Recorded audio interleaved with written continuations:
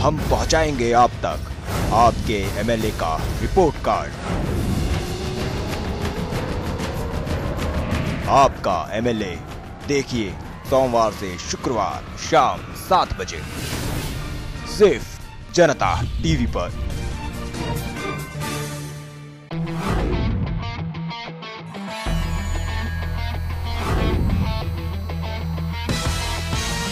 आने वाले चुनाव में हरियाणा में कौन से ऐसे अहम मुद्दे आप देखते हैं?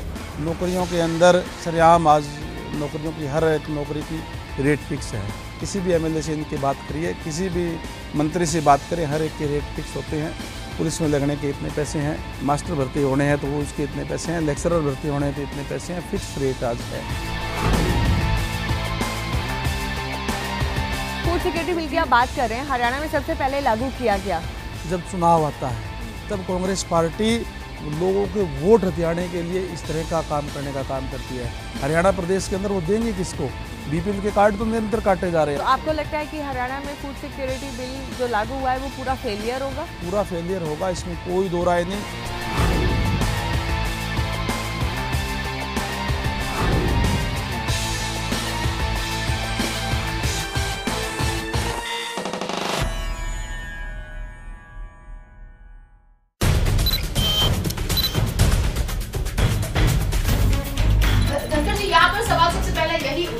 जनता का पक्ष रखा जाना चाहिए, वो नहीं रखा जाता ताकि लोगों की अपेक्षाओं पे खरी उतर सके। इसी पर देखिए हमारे खास रिपोर्ट।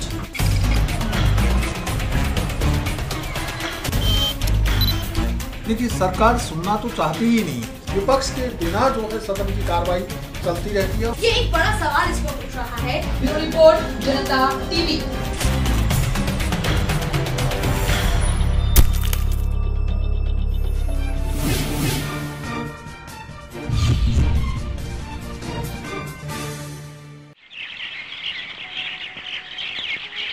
हरियाणा की माटी से जुड़ा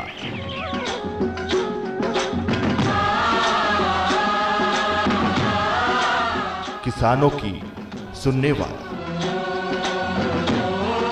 किसानों की बोलने वाला, किसानों की आवाज सरकार तक पहुंचाने वाला, किसानों के सुख दुख का साथी, जनता टीवी, आपकी ताकत।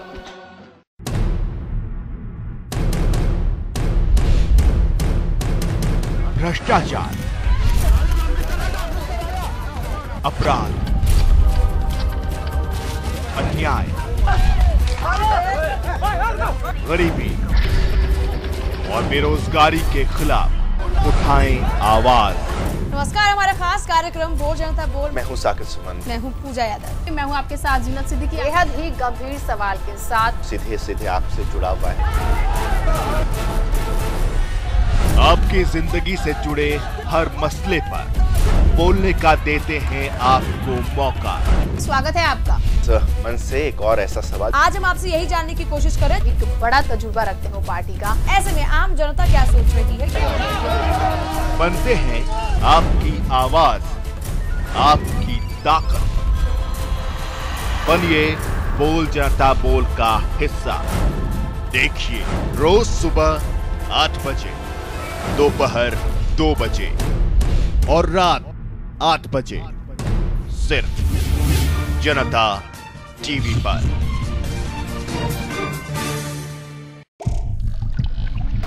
राजनीति के गलियारों में जब मचती है हलचल,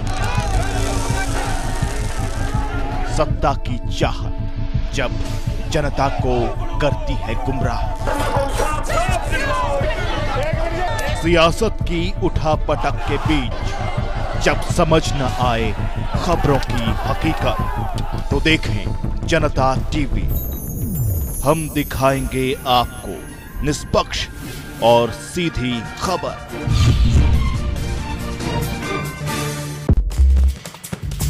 खबरें तो सभी दिखाते हैं, खबरों की तह तक हम जाते हैं। नमस्कार, आप देख रहे हैं बहस हमारी, फैसला आपका। हर खबर पर हमारी नजर। तो रोज हमेशा की तरह आज भी एक खास अहम मुद्दे पर चर्चा कर रहे हैं और स्वागत है इस खास कार्यक्रम में। जानने की कोशिश कर रहे हैं कि बदलते वक्त और बदलते दौर में हरियाणा की राजनीति भी बदल गई है और बदल रहे हैं समीकरण भी। नहीं रहेंगे आप बेखबर। अपनी ख्वाहिशें और हसरतें जब इतनी ज्यादा हावी हो जाती हैं तो शायद कहीं पार्टी विचारधारा बहुत छोटे हो जाते हैं, पद कहीं ज्यादा अहम हो जाते हैं। देखिए बहस हमारी, फैसला आपका, सिर्फ जनता टीवी पर। 011-4321-4321 सिर्फ एक नंबर नहीं, वैसे ही बोल जनता बोल सिर्फ एक कार्यक्रम नहीं, इससे हर आम और खास है जुड़ा हुआ। यहाँ आप रखते हैं मुद्दों पर बेबाक राय। बोल जनता बोल देखिए सुबह 8 बजे, दोपहर 2 बजे और रात 8 बजे, सिर्फ जनता टीवी पर।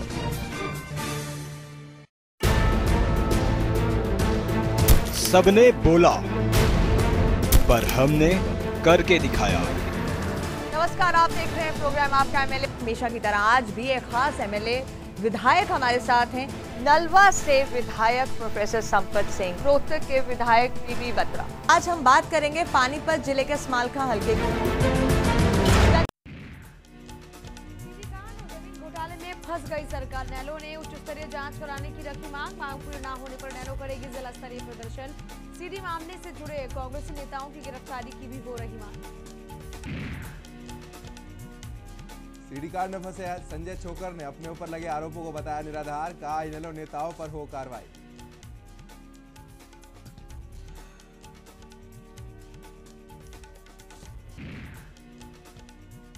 मिशन सीडी पर रणदीप सुरजेवाला का बयान, कहा इनेलो की सोची समझी साजिश, सिर्फ दलित विधायकों को बनाया निशाना।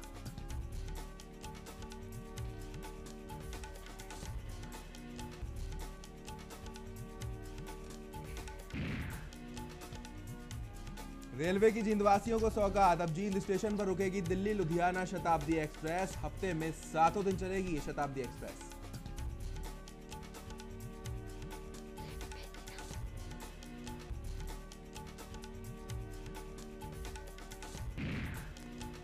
शिक्षा विभाग के दावों की खुली पोल, आज भी बच्चे किताबों से महरूम। 6ठी से लेकर 8वीं तक के बच्चों को नहीं मिली अभी तक किताबें।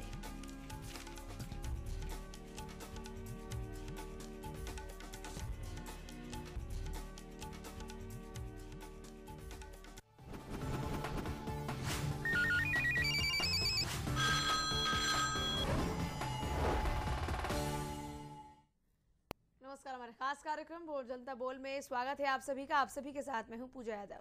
नमस्कार और मैं हूं अरुण शर्मा। हाजिर हैं आज बोल जनता बोल के इस मंच पर एक नए और अहम विषय के साथ। यहां पर बता दें आपको कि संसद में नया भूमि अधिग्रहण बिल पास हुआ है, तो वहीं अब किसानों को मिलेगा बाजार भाव से जमीन का 4 गुना मुआवजा। इसके साथ ही भूमि के रेट बढ़ने से शहरी भूमि के रेटों में भी जबरदस्त उछाल आने वाले समय में देखा जा सकता है, इसमें कोई दो राय नहीं। लेकिन ऐसे में 5 साल पहले तक आम आदमी रिटायरमेंट तक एक मकान जुटा सकता था, लेकिन ऐसे में आज की इस वर्तमान स्थिति को देखते हुए आज और भविष्य में एक आदमी के लिए जीवन भर में एक मकान जुटाना संभव हो पाएगा या फिर नहीं। दीजिए आप अपनी राय, फोन उठाइए, नंबर डायल कीजिए हमारा 011-4321-4321। जी हाँ, एक लंबे अरसे से इंतजार था इस बिल का। आधे दशक से ज्यादा के वक्त से इंतजार कर रहे थे किसान कि कब भूमि अधिग्रहण बिल आए, कब उन्हें अधिकार मिले।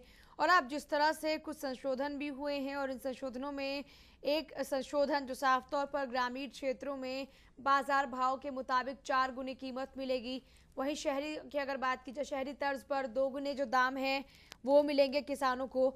ऐसे में सवाल ये कि 5 साल पहले तक जो आदमी रिटायरमेंट तक एक मकान जुटा पाता था, वो क्या आज और भविष्य में अपने लिए क्या कोई मकान बना पाएगा? क्या अब आगे चलकर उसके लिए जीवन भर में एक मकान जुटाना संभव हो पाएगा?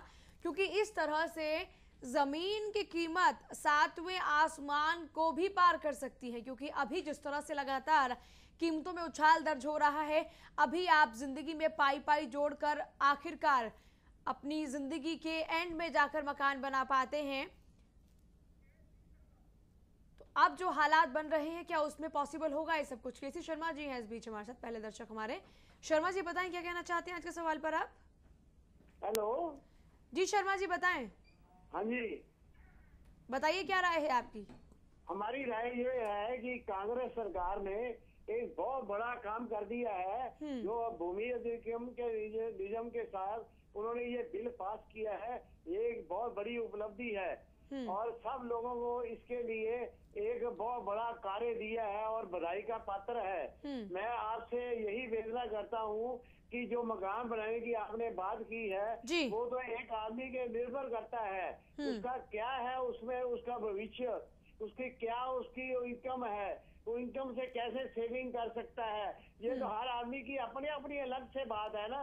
इसलिए हर आदमी को अपने कार्य में से कुछ ना कुछ बचा के रखना चाहिए और ये काम संभव है। और ये कांग्रेस का ये जो काम उन्होंने किया है ये एक बहुत उपलब्धि है, मेरा ये कहना है।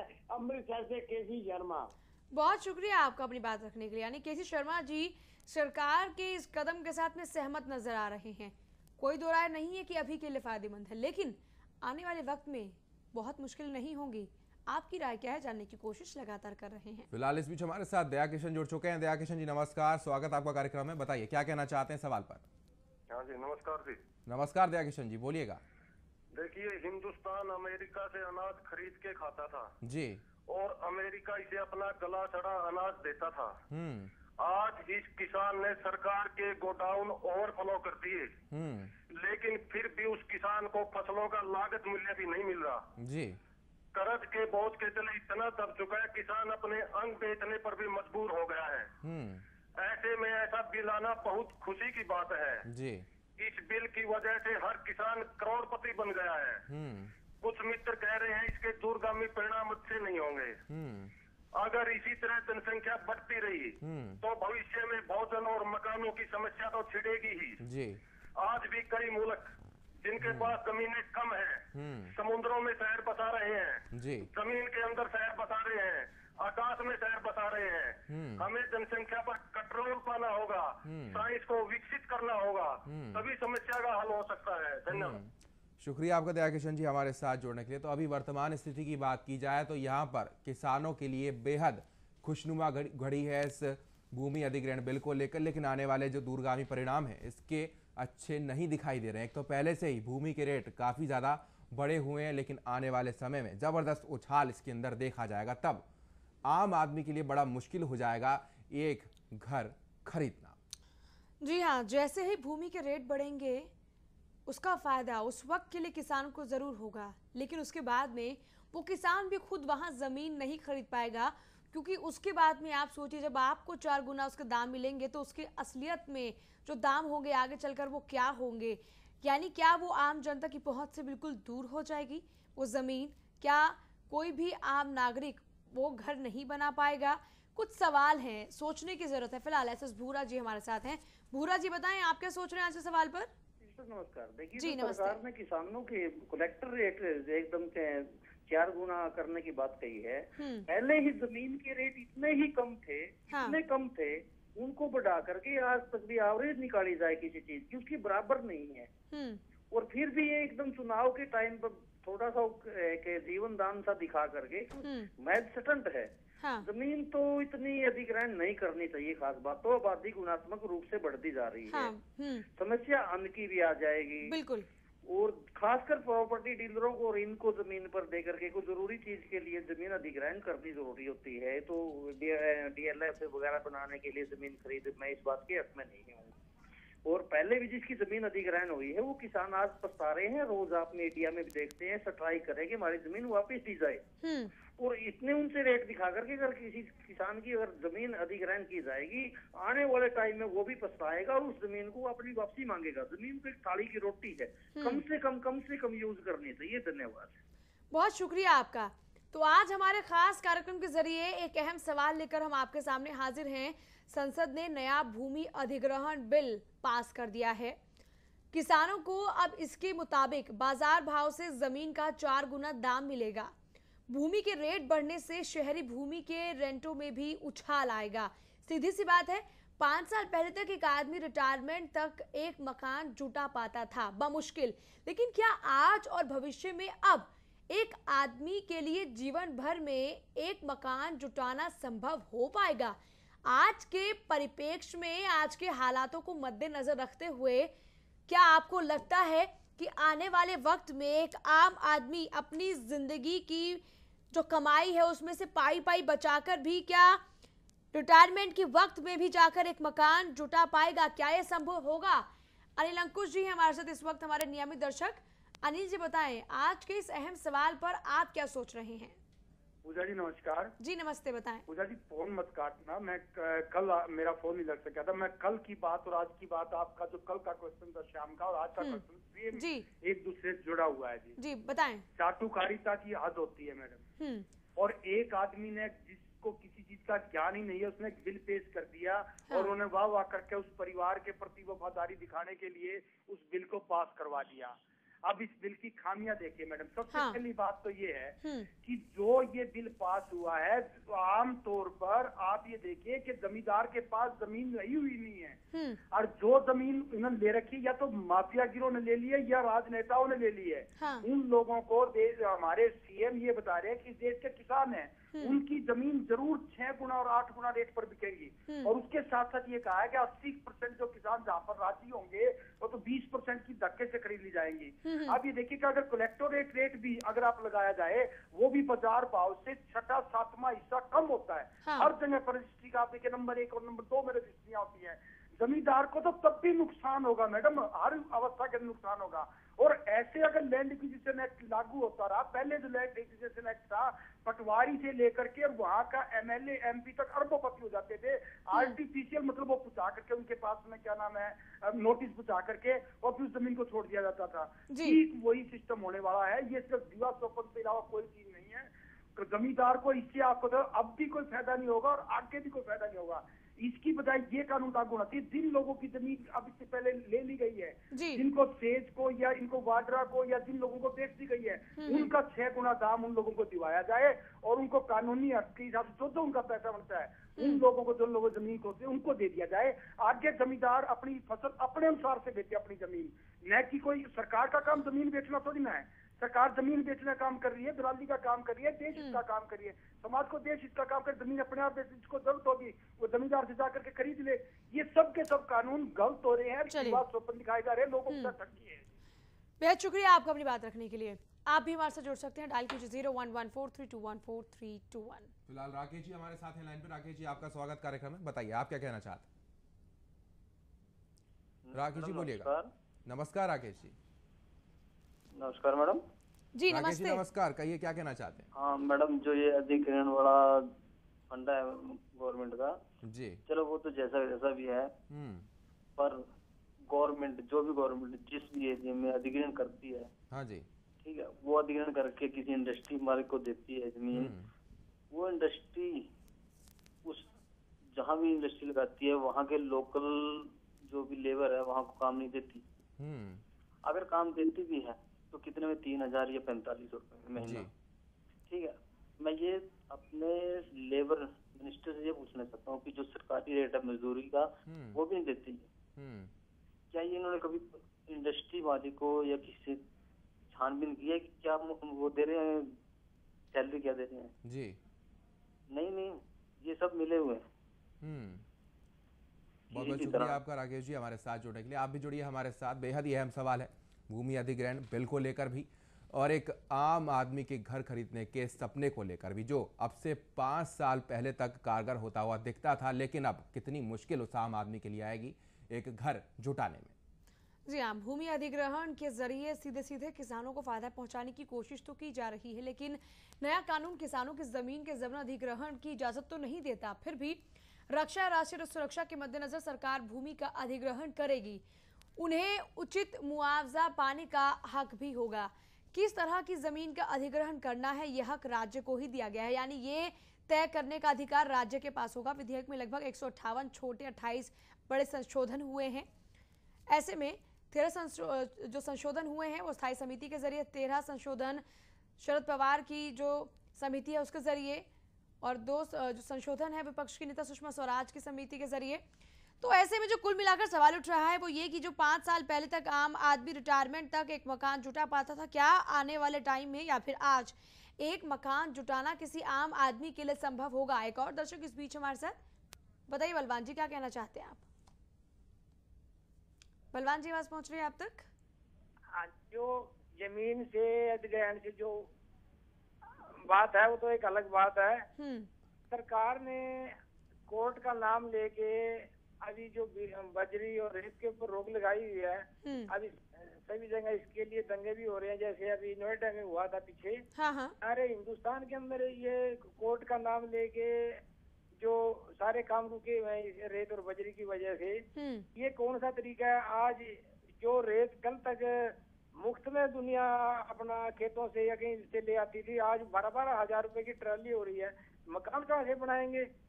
तो मेरा तो कहना ये है जमीन तो चंद अधिग्रहण करते हैं किसी काम के लिए, जो रेत और बजरी पर अपने आदमियों का वो बुरा काम जो नेता लोग हैं उनसे चोरी छिपे काम करा रहे हैं रेत और बजरी का।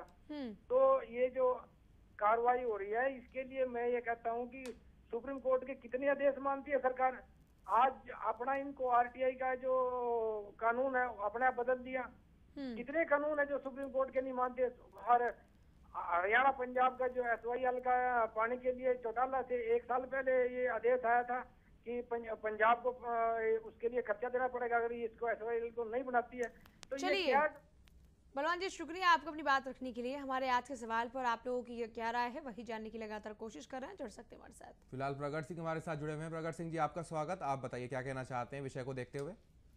सर जो जमीन अधिग्रहण जो करते हैं, हाँ जी, तो जमीन अधिग्रहण करने के बजाय जमींदारों को क्या फायदा होता है इसमें? जी, जमींदार को नुकसान ही होता है। कभी भी देखते हैं जमींदार को फायदा तभी होगा अगर कहीं ना कहीं उनको जमीन जो आके देता है तो उसको जब वो जमीन की रजिस्ट्री करवाता है उसकी रजिस्ट्री माफ की जाए। जी हाँ, तो उसके बारे में सरकार को सोचना चाहिए। जब भी जमीन अधिग्रहण करती है उसके बारे में जमींदारों को सोचना चाहिए जमीन कहाँ मिलेगी।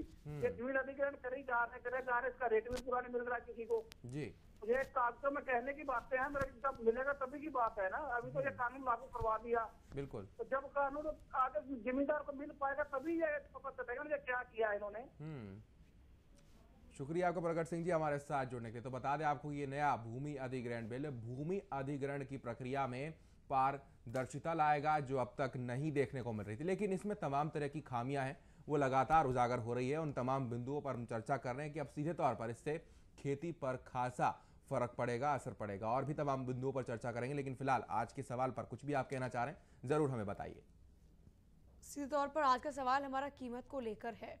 कीमतों में कितना उछाल दर्ज होगा? क्या उस कीमत पर खरीदना मकान किसी आम आदमी के लिए मुनासिब हो पाएगा या फिर नहीं? फिलहाल एक दर्शक इस बीच हमारे साथ हैं। सतपाल जी, आज के सवाल पर क्या कहना चाहते हैं आप? मैडम, सबसे पहले तो मैं आपका बहुत धन्यवाद करना चाहता हूं कि ये जनता की आवाज आपने जो ये टीवी चलाया कि जनता का आपका बहुत बहुत धन्यवाद जी। शुक्रिया, बताएं। हाँ, तो मैं ये कहना चाहूँ कि जो अब जैसे गुड़गांव के आसपास जो जमीन इन्होंने गवर्नमेंट ने ये कमिटमेंट की थी कि हम जो है ना जब तक नया बिल नहीं आएगा हम जो है बिल्कुल कोई एक्वायरमेंट के नोटिस नहीं देंगे। अभी 1200 एकड़ यहाँ पे गुड़गांव के अंदर जो है ना इन्होंने जमीन एक्वायर की है और हमारा यहाँ 37C सेक्टर के अंदर दफा 4, 6 और 9 लगने के बाद भी रिलीज की गई है जमीन। उन किसानों को क्या होगा आप नोट कर सकती हैं। उन जमींदारों को क्या होगा जिनकी एक्वायर होगी। अब ये गवर्नमेंट ये नहीं बता रही है अब ये कब से लागू होगा। अब वो बेचारे किसान तो मर गए जिनकी पहले 2 साल पहले या 6 महीने पहले जमीन एक्वायर होगी, वो कहाँ जाएंगे? वो किसके आगे हाथ पसारेंगे? तो मेरा तो ये आपसे कहना है कि गवर्नमेंट को चाहिए कि उनको भी रिहेबिलिटेशन का लाभ मिलना चाहिए, उनको भी फायदा होना चाहिए जिनकी साल में 6 महीने में 2 साल में ये जमीन गई थी। बेहद शुक्रिया आपको सतपाल जी। और इस वक्त आपके मुखिया वो भी कार्यक्रम देख रहे होंगे, आवाज़ पहुंच रही होगी उन तक भी। अब कहीं ना कहीं हमारे आज के सवाल से थोड़ा सा हटकर है, लेकिन फिर भी हम यहाँ ज़रूर सरकार से अपील करेंगे कि कम से कम ये क्लियर हो जाए कि आज जो कानून पास हुआ है, जो यहाँ पर हुआ है, जो बना है, वो कब से लागू होगा। क्या अभी 2 महीने पहले, 6 महीने पहले, साल भर पहले जिन किसानों की ज़मीनें एक्वायर हुई हैं, क्या ये कानून उस पर भी लागू होगा, क्या उन्हें भी सेम फायदा मिलेगा या फिर नहीं। खैर, हमारा सवाल बरकरार है, जुड़ सकते हैं हमारे साथ। फिलहाल सुनील हमारे साथ जुड़ चुके हैं। सुनील जी, आप बोलिए, क्या बोलना चाहते हैं सवाल के ऊपर। हाँ, नमस्ते साहब। नमस्ते सुनील जी, बोलिएगा। मेरा तो ये मानना है, ये जो कांग्रेस सरकार है ना, ये किसी की भी हद की सरकार नहीं है। ये न किसी मजदूर का भला कर सकती है, न किसी किसान का भला कर सकती है जी, किसी दुकान बिजनेसमैन का भला, ये किसी का भी भला नहीं कर सकती है। इसमें भी कोई न कोई किसानों के साथ जरूर धोखा करेगी जी।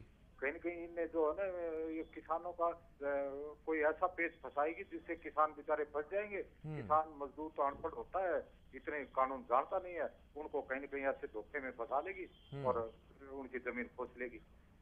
धन्यवाद। बिल्कुल, शुक्रिया आपका सुनील जी हमारे साथ जुड़ने की। तो यहाँ पर किसे लाभ पहुंचाया जा रहा है और किसको यहाँ पर नुकसान हो रहा है, ये अब बातें कहीं ना कहीं अब धीरे धीरे समझ में आ रही हैं और इसमें कहीं ना कहीं पारदर्शिता भी साफ तौर पर झलक रही है। लेकिन ऐसे में सवाल के ऊपर अगर ध्यान केंद्रित करें कि क्या आज और भविष्य में एक आम आदमी के लिए जीवन भर में एक मकान जुटाना संभव हो पाएगा, क्योंकि हम देख सकते हैं जिस तरह से भूमि के रेट आगे बढ़ेंगे, शहरी भूमि के रेटों में भी जबरदस्त उछाल आएगा, काफी तेजी से उनमें बढ़ोतरी दर्ज की जाएगी। उसी को देखते हुए सवाल भी है, जुड़िए आप भी हमारे साथ। और फिलहाल हमारे साथ रतन सिंह जी हैं, बताएं क्या कहना चाहते हैं आप रतन सिंह जी।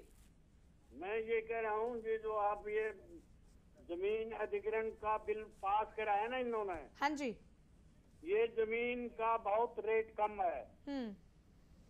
अब गोदामा में देखो तो एक 40-40 करोड़ का किला है, और यहाँ क्या है, यहाँ तो कुछ भी नहीं है। अब आगे से होगा, अब आगे से होगा, लेकिन बात पूरी कीजिए। आप है जो आबादी पर कंट्रोल करो, सबसे जरूरी ये बिल पास करो। ठीक, एक बच्चे से फालतू नहीं हो। चलिए, बेहद शुक्रिया आपका रतन सिंह जी अपनी बात रखने के लिए। खैर, पॉपुलेशन को कंट्रोल करना भी एक बहुत चिंता का विषय है, इस वक्त बहुत ज़रूरी है। लेकिन इसी बीच हमने आज आपसे जानने की कोशिश की भूमि अधिग्रहण बिल को लेकर, क्योंकि संसद से पास हो चुका है ये बिल और अब इस बिल के मद्देनज़र किसानों को बाजार भाव से, ग्रामीण क्षेत्रों की हम बात कर रहे हैं, 4 गुने का मुआवजा मिलेगा, शहरों में अगर बात करें तो 2 गुना मुआवजा मिलेगा। लेकिन सवाल यहाँ पर ये उठ रहा है कि जो आम आदमी रिटायरमेंट तक पहले एक मकान बनवा पाता था, जब 4 गुना कीमत मिलेगी तो जाहिर सी बात है उसकी कीमत दरअसल क्या पहुंचेगी उसका अंदाज़ा खैर अभी लगाना मुश्किल है, लेकिन इतना तो साफ है कि वो आम आदमी की पहुंच से बाहर हो जाएगा।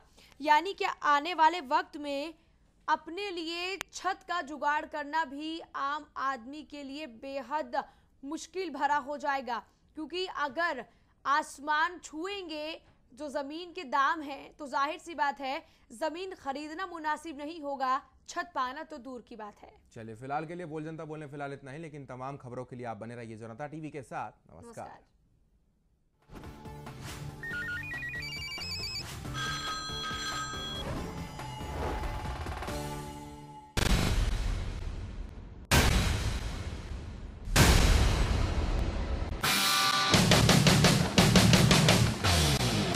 आज हरियाणा प्रदेश के हेल्थ डिपार्टमेंट का दिवालिया पीटा है। कोशिश करनी है कि सबके साथ बनाकर चलो। कांग्रेस में परिवर्तन की जरूरत है। मुलाना जी को अपने इस रवैये में बदलाव लाना चाहिए। आपके लिए कुलदीप बिश्नोई फुकरा है। मैं कायम हूँ। आप कायम है। I have not changed my opinion of it. इस बार करप्शन कांग्रेस को मार। ये जो हल्का भाजपा गठबंधन है, लोग अब इसको आजमाना चाहते हैं। कुलदीप बिश्नोई तो कांग्रेस की बेटी है, वो तो आज चला दे कल चला दे, उसने कभी न कभी कांग्रेस में जाना है। राजनीति में आरोप लगा करते हैं सिर्फ इसलिए कि आरोप लगाए जाते हैं। हमारे यहाँ एक कहावत है कि हरियाणा में समझाना मुश्किल है, बैठाना आसान। जो इस उपचुनाव को जीतेगा वो हरियाणा की राजनीति में हीरो, जो हारेगा इस हरियाणा की राजनीति में जीरो।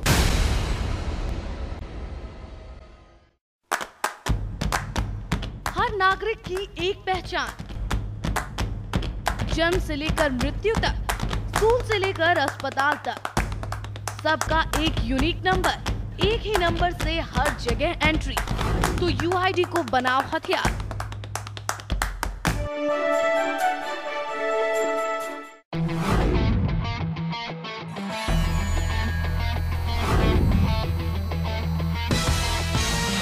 आने वाले चुनाव में